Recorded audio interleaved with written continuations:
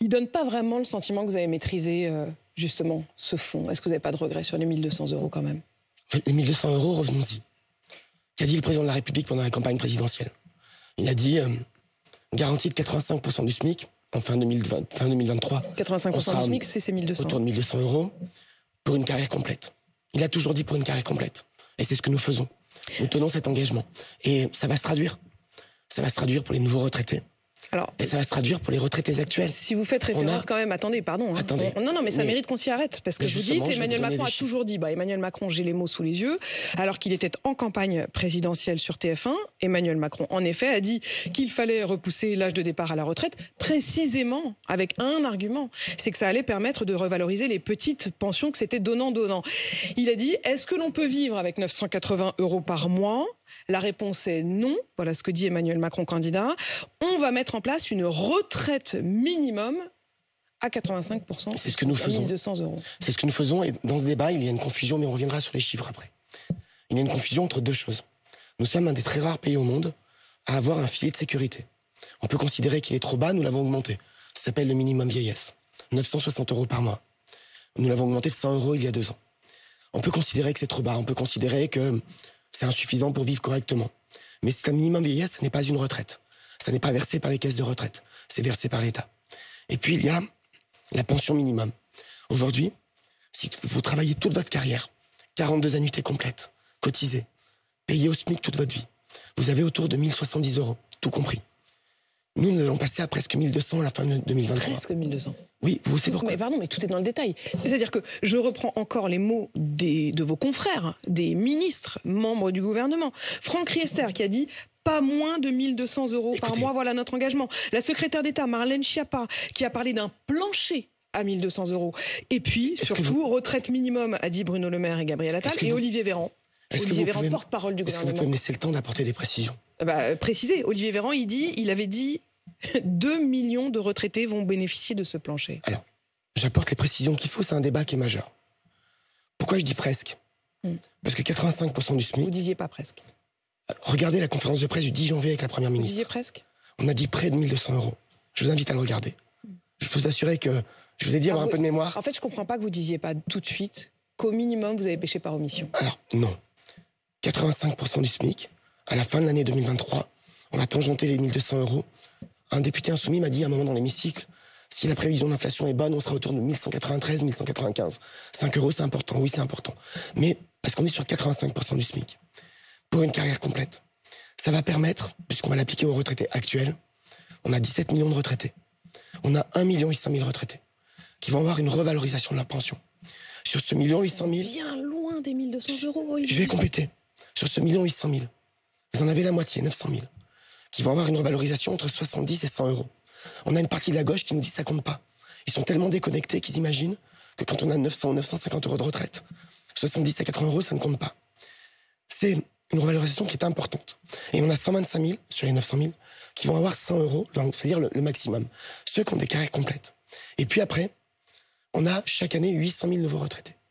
Et grâce à cette réforme, sur les 800 000 nouveaux retraités par an, 200 000 vont avoir une pension meilleure avec la réforme que sans la réforme. Quand vous faites 1 800 000 actuels et 200 000, et 200 000 nouveaux, vous êtes sur 2 millions de revalorisation la première année. Meilleur de combien? Entre 30 et 100 €. Parce que les 100 €, pour atteindre... 100 €, c'est-à-dire qu'il y en a beaucoup, ça va être 30.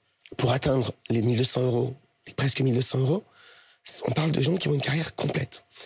La réalité des chiffres de retraite en France... Et vous le savez bien, ce genre de salaires-là sont précisément ces salaires qui sont les plus affectés par les temps partiels, par les ruptures de carrière. Mais vous avez... Enfin, ce que vous dites est l'explication. Quand vous dites... il y a beaucoup de gens qui sont...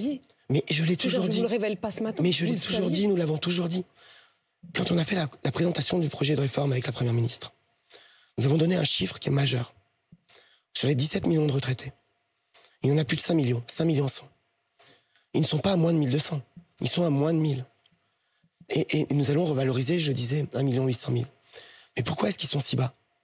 Pas parce que le système de retraite fait des toutes petites retraites par conclusion. Mais parce que leur carrière a été mais parce que leur carrière a été incomplète. Ce sont des gens qui ont parfois été toute leur vie à temps partiel Et si vous avez travaillé toute votre vie à temps partiel, vous serez revalorisé sans atteindre 1 200 euros. Je voudrais vous reposer cette question. Et ce sont aussi des gens à qui il manque beaucoup d'années.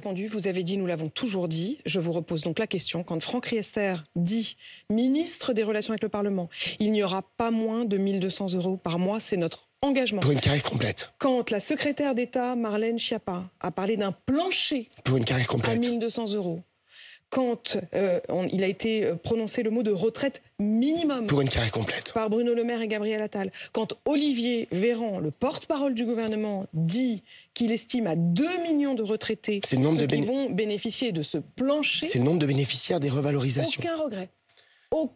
Vous ne reconnaissez aucune erreur. D'abord, vous m'interrogez sur des déclarations qui ne sont pas les miennes. Oui, enfin, c'est pas les vôtres, mais enfin, vous en êtes garant aussi, j'imagine. Je réponds en 2 points. Est-ce que c'était des erreurs? Je réponds en 2 points. Premièrement, la revalorisation à 1 200 euros pour une carrière complète, c'est notre engagement, nous le tenons. Deuxièmement, au total, la première année, ce sont 2 millions de retraités, anciens et nouveaux, qui vont bénéficier d'une revalorisation. Et chaque année, il y aura 200 000 retraites supérieures grâce à cette réforme. Pas tous à 1 200 euros, pas tous 200 euros, parce qu'il y a des carrières incomplètes, parce qu'il y a des temps partiels, parce que la vie, malheureusement, est ainsi faite. On est dans un débat aujourd'hui, où on donne le sentiment, si on veut trop simplifier, que tout le monde aurait une carrière intégralement complète. Ça n'est pas la vraie vie. Ça n'est pas la vraie vie. Qui a fait croire ça? Mais personne. Moi, je n'ai... Les Français, Olivier Dussopt, les Français ne vous croient pas. Je n'ai qu'un engagement. Vous le savez, ça? Je n'ai qu'un engagement. 7 Français sur 10 aujourd'hui disent que vous n'êtes ni clair ni transparent. Je n'ai qu'un engagement. C'est ce qu'a dit le président de la République pendant la campagne. 85% du SMIC pour une carrière complète. On le fait. Aucun regret. Mais vous ne dites pas aux Français, bon, ok, on aurait peut-être pu être plus... Non, tout va bien. Mais vous avez fait tout ce qu'il fallait. On peut toujours être plus clair, tout le temps. Je ne dis jamais que tout est parfait. Et parfois même, j'ai souvenir de quelques interviews où vous m'avez parfois reproché d'être un peu pénible à rentrer dans les détails.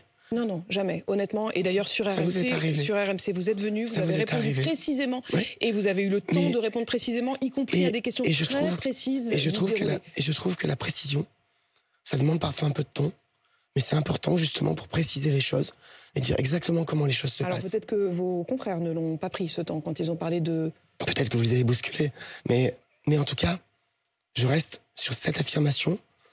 Cette année, 1 800 000 retraités actuels vont être valorisés grâce à cette réforme. 200 000 nouveaux retraités auraient une meilleure retraite. Et hier, quand Jérôme Guedj, député socialiste, a précisé qu'il s'était rendu à la direction de la sécurité sociale pour avoir des précisions sur l'impact réel des 1 200 euros, vous lui avez répondu qu'il perdait les pédales. Est-ce que c'est perdre les pédales que d'aller exiger de la part de la direction de la sécurité sociale de faire son job de député finalement? D'abord, il a dit lui-même qu'il avait été très bien accueilli et que tous les documents lui ont été donnés. Et le coprésident de la mission d'évaluation qui l'accompagnait a confirmé les chiffres que j'avais dit sur la base des documents qui leur ont été donnés. Et effectivement, j'ai eu cette expression un peu rapide, mais pour une raison simple. C'est que le groupe socialiste et la coalition autour de LFI en général, depuis 10 jours, nous expliquent qu'il n'y a pas de problème de retraite. Et depuis avant-hier, ils ont enfin reconnu qu'il y avait un déficit. C'est là que parfois ils perdent un peu pied.